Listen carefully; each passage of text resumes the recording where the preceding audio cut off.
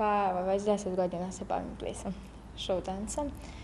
Krenula sam od svoje 5. godine, pa ostalo i sada. 2009. godine u Pečuju, Mađarska svjetsko prvenstvo, bile smo 3. mala grupa. 2011. u Beogradu Evropsko prvenstvo 4. i već godinama smo državni prvaci.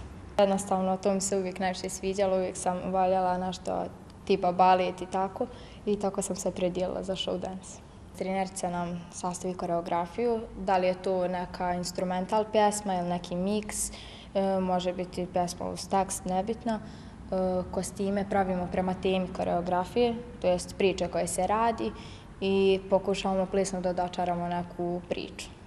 Pa uglavnom sviđa im se vama što mi se ovim bavimo i svi ju to privlači, iako svi misle da nisu talentovani zato i da ne mogu uspjeti, da je kasno da krenu, ali nikad nije kasno.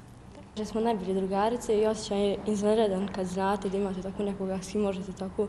Mi faktički dok plešemo isto mislimo i kad jedna pogriješi izvlačimo jedna drugu u tom trenutku. Pa ja volim zato što ima dosta glume, a ja volim da glumim. Ima dosta isto tako gimnastike, mimike, okreta, skokova.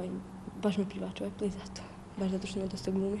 Planovi za budućnost, ja i ona smo mislili kad odrastemo nekad da otvorimo plesnu školu i da učimo isto tako djecu da je ples baš tako lijep sport ili kultura. I one su onako jedan složan par, upravo zato što igraju sigurno 6-7 godina igraju zajedno u paru i već mogu da čitaju misle jednim drugima, a to isto je jako važno na sceni, da su sigurne jedna u drugu. Naravno, iza toga stoji veliki rad u sali. Važno je isto tako, pored tog proizvoda iz sale, te tehnike, da li je koreografija primjenjena njima, da li one to mogu da odigraju, da dožive, da li je opet dovoljno zanimljiva.